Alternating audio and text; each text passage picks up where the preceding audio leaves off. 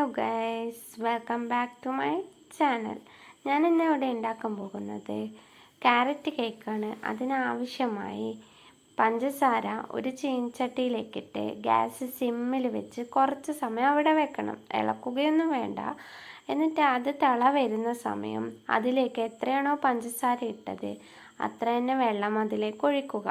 അപ്പോൾ അത് നല്ലോണം തിളച്ച് വരുമ്പം ഗ്യാസ് ഓഫാക്കി അതിലേക്ക് ക്യാരറ്റ് ഗ്രേറ്റ് ചെയ്തതും ഡേറ്റ്സും അതിലേക്ക് കുറച്ച് മൈദപ്പൊടി ഇട്ടതും കൂടി ചേർത്ത് ആ പഞ്ചസാര മിക്സിലേക്ക് ഒഴിക്കുക. അതിനുശേഷം കുറച്ച് നല്ലോണം ഇളക്കി കൊടുക്കുക.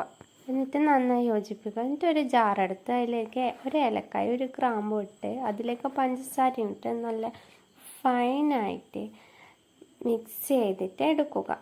അതിനുശേഷം ഒരു ബൗളിലേക്ക് 2 കോഴിമുട്ട എടുത്തിട്ട് പൊട്ടിച്ചിടണം. പൊട്ടിച്ചിട്ടതിന് ശേഷം നല്ലോണം മിക്സ് ചെയ്ത് ഓവറായി മിക്സ് ചെയ്യാണ്ട് നല്ലോണം അത് രണ്ടും ചേരുന്ന വിധത്തിൽ നല്ലോണം മിക്സ് ചെയ്യുക.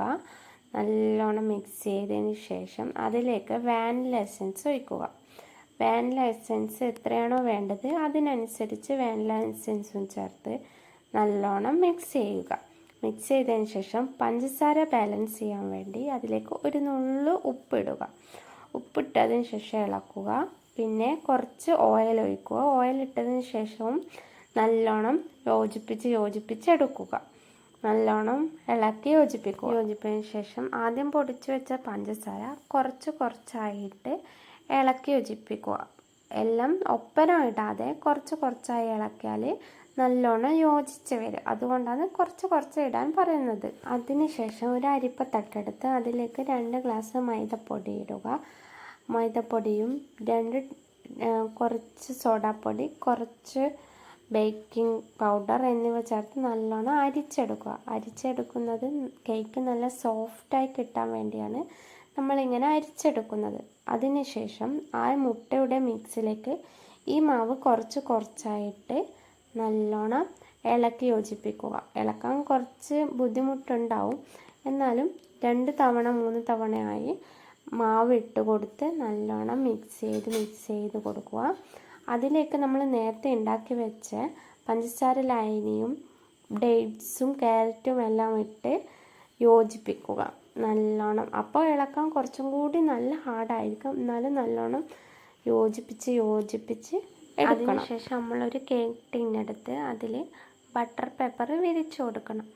ആ ബട്ടർ പേപ്പർ വിരിച്ചതിന് ശേഷം അതിലേക്ക് നെയ്യ് തൂവി കൊടുക്കണം. സൈഡിലും സെൻറ്ററിലും.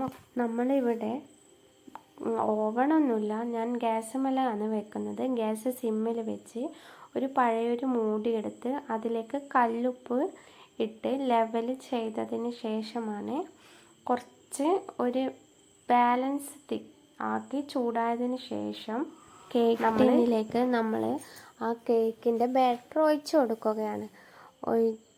പതുക്കെ ഒഴിച്ചു കൊടുക്കുക. മുഴുവനായി ഒഴിച്ച് നമ്മൾ എന്ത് ചെയ്യണം, നമ്മളത് നല്ലോണം തട്ടിയിൽ വെച്ച് ടാപ്പ് ചെയ്ത് കൊടുക്കണം. അതിനുശേഷം കുറച്ച് ഗ്രേറ്റ് ചെയ്ത ക്യാരറ്റ് നേരത്തെ നമ്മൾ ചൂടാകാൻ വെച്ച ആ ഉപ്പ് പാത്രത്തിലേക്ക് നമ്മൾ ഈ കേക്കിൻ്റെ ടിന്ന് വെച്ച് കൊടുക്കുകയാണ്. ഇനി അതിന് കണക്കായ മൂടി വെച്ച് കൊടുക്കണം. എൻ്റെ കയ്യിൽ ഈ മൂടിയാണ് കണക്കായതുള്ളൂ. അത് വെച്ച് കൊടുത്ത് അതിൻ്റെ ഹോൾസ് അടച്ചു കൊടുക്കുകയാണ് ചെയ്തത്.